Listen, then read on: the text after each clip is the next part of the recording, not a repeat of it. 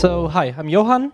I work at Mapbox. I've been with Mapbox for 4 years now. I'm an engineer, so I work on everything that actually is infrastructure, which is totally not fitting for this group here. But I also know a bit about maps, and this is what I'm going to tell you about today. So who here heard about Map, or who knows Mapbox already? Okay, so a bit. Mapbox is a location platform. If you want to build an application, a website, a product that involves the location of the user and knowledge about their surroundings, then we're probably, hopefully, your go-to place.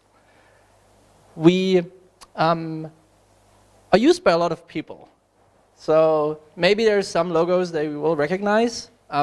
These are not necessarily people who integrated everything we have, but they were able to integrate parts of what we do. We'll get to a bunch of them. I'll show a bunch of examples of what people did with us. Maybe you know some of these companies, like AWS or Stripe or Twilio. We try to fit into the same developer-focused kind of next-generation platform scheme where people say, oh, if I think about payments, I think about Stripe. If I think about location, I'm going to think about Mapbox. So in location, there are basically 3 big things that people want to think about. It's maps, a visual map that is displayed. There is search. You type in something. For example, you type in Goodpatch, and we show you where Goodpatch actually has offices. Turns out you also had offices in Charlottenburg at some point, I think. So I think our not. Okay, we definitely had the wrong point of interest for the office, which was really embarrassing to me. So search is one thing. The other thing with search is also you can kind of do a reverse search where you say, I'm here, what are the things around me? And the third thing is navigation. How do I get somewhere? So I'm in this location, I want to get somewhere, or there's some more kind of funky things you can do once you know that a road is a road and in which direction it moves, and maybe you even have user location or user movement that you can map to the street. So these are the 3 pillars that that are involved when you build a location, potentially involved when you build a location application. So the first thing, how maybe everyone here already interacted with a map from Mapbox is probably something like this. This is from yesterday. There's it's Spiegel Online, and there's an article, and at some point in the article they want to give you more context over where has this happened. So it's just a map. The reason why Spiegel Online chose us is because they are able to style the map in a way that it really fits their presence. So kind of this brown is this brown. So from a style perspective, this, it sounds really does this really matter? Well, if you're a designer, you're going to nod now, and you'll be like, yeah, of course this matters, that the map will fit into my product and will have the right styling. The other thing is that we give you a lot of control over what are the elements that you can show on the map. Which country borders, or how are the country borders going to be styled? How is water going to be styled? Spiegel Online mostly uses this as a high zoom level. So they will look at a map from on a country scale to give you context over where in the world is this event. So they styled their map in a way that, for example, they only highlight major arteries of roads and don't show the small roads. The third thing that they do is they add own points of interest on top of it. So they pointed out that Afrin, the one city that this article is about, is there. Actually, it's an interactive map. You can scroll around, zoom, and all of these things. So Spiegel Online basically just did an embed. They embedded it into their web page. You can also build your own application basically around this. So Foursquare did this. Foursquare is an app that basically shows you where the next best coffee is. So here it probably would be Kaffee CK or Kaffee Kirsche, I don't know what you prefer. And they show the map in the search. I searched for coffee, where's the best coffee around, show you all the points of interest, you can click around, it's an interactive map. So this is kind of like the state of the art how maps have been perceived on the web or by users for kind of a long time. This was like the standard use case, put stuff on the map. A thing where we worked a lot on in the last years is to make these maps more dynamic and more engaging to users. And I think one of the best examples of this is what Snap did with our maps, formerly Snapchat. If you're cool and hip and a millennial from the US, you've probably heard about it. Big social network. So just want to show you how this looks. Like, if you load it up in the browser. So let's browse the map. It turns out not many Snap users in Germany, sadly, which is annoying, but which is good for me because I can zoom out and show you how fast these maps are. Like, this is kind of like the reason why this is so interesting is because we just zoom so fast, and you see the map loading, like you see things change dynamically, but what you don't really see that much is this, like, we quickly saw it, but like, it goes away fairly fast. Let's look what's up in the world. Snap had like some pretty, they have like some pretty distinct styling here. They have waves for the ocean, which is like, again, for a designer, it's like, what? I can put my own patterns on top of areas on the map. This is amazing. They have these heat maps over where a lot of people are currently posting videos. Now let's look at one of these videos. What's up in Central Park? So the video is embedded in the map and just pops up. Apparently people are like, oh, it's snow. Well, this is worth a snap. I think we will also be able to see this. Oh yeah, they do have special icons sometimes. Like this is a park, and they have like in the park they have a small farm, which I really like as like a design thing. Okay. So again, this is like this is in a browser. This is on the web. There's also, of course, works on mobile, which is where this gets even more interesting. Building a great map in your app is actually not that easy if you want to style it yourself and make it really engaging. Again, what we've done is we want to have the map really customizable, but we also want to make sure that the map is really fast. Like it should be as fast as possible.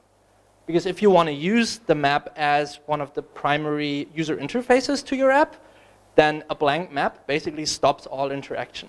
And we don't want that to happen. So we use caching. We have a global map infrastructure, like a tile serving infrastructure, that basically all around the world, this will be fast.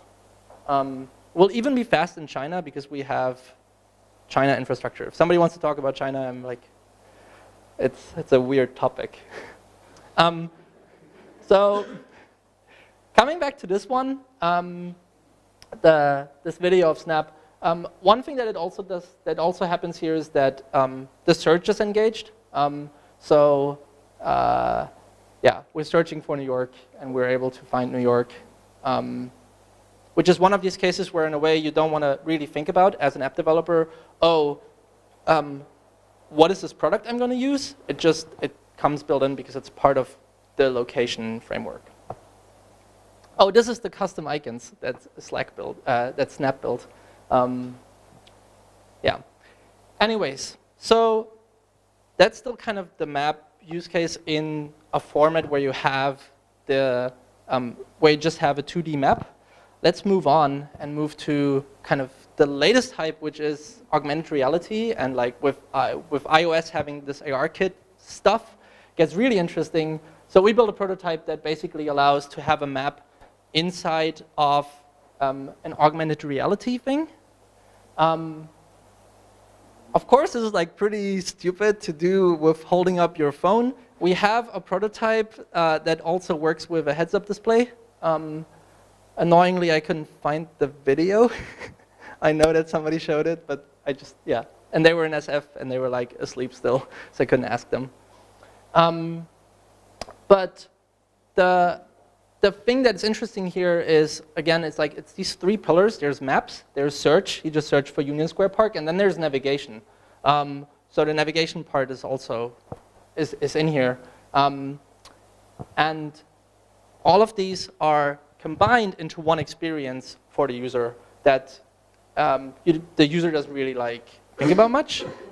For the developer, it's kind of a similar thing that this all comes prepackaged into these SDKs that we develop that work for Android and iOS and the web. And this one is, I think, actually built in Unity. So we also have a Unity SDK, which you can kind of also use for building games.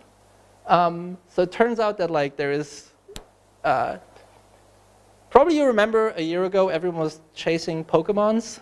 And that kind of sparked a huge hype that the moment where Pokemon Go was launched, people just started asking us, so how can I build Pokemon Go with your SDKs? And we were like, wait a minute, okay, how do we do this? And so a couple of months later, we released an SDK for this in Unity. We now have a whole team that just works on AR stuff. I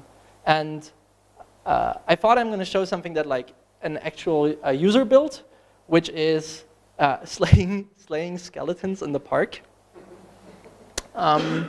Which kind of the big thing here is actually not Mapbox. It's ARKit, which is kind of always impressive. The interesting thing why they used Mapbox is because they need to figure out where to actually place these skeletons. You need contextual information. If you are in a park and there's just skeletons all around you, it doesn't really make sense because there could be a building, there could be a river, and they could just be floating above that. So what this person actually did is they used map information that we provided to guide the skeletons on paths that a user might walk, and also figure out spawn locations, where does it make sense to have items, where does it make sense to put skeletons. Okay, so the last thing I want to talk about is one reason why I think we're doing really cool stuff is because we have pretty pictures like this. Does anybody know what this could be? Any ideas? Okay, so there's buildings here, and there's a street going up here. So this is location data that we gather from mobile users that use our maps. Basically what we do is we do an anonymized aggregation. I'm happy to talk about the anonymization part. It involves truncating, having no IDs, and not sending all the data. But eventually what we get is we get a lot of data back from our users. And this is data we can actually use to build better products. So one thing that we can build out of this is, think about it as it's a bunch of location points.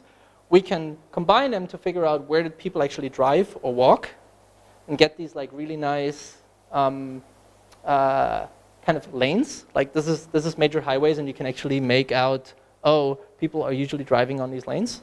If you're thinking about autonomous driving and all of the stuff around how will a car know where to drive, this is basically it. With 1,000 steps in between involved until removed until an actual car can drive on it. But this is the basis. What we do right now with this data, one thing is we actually have traffic maps. We can show how the traffic is in a certain location. The other thing we do is we improve the map with this. So the map data is OpenStreetMap, which is kind of the Wikipedia of maps. So everyone can edit it and improve it. And we improve it and edit it all the time. We figure out where are streets that people haven't mapped yet, and we map them. Okay, this concludes my talk. If you have, apart from all the questions that might come now, more questions, then please reach out. I'll be available.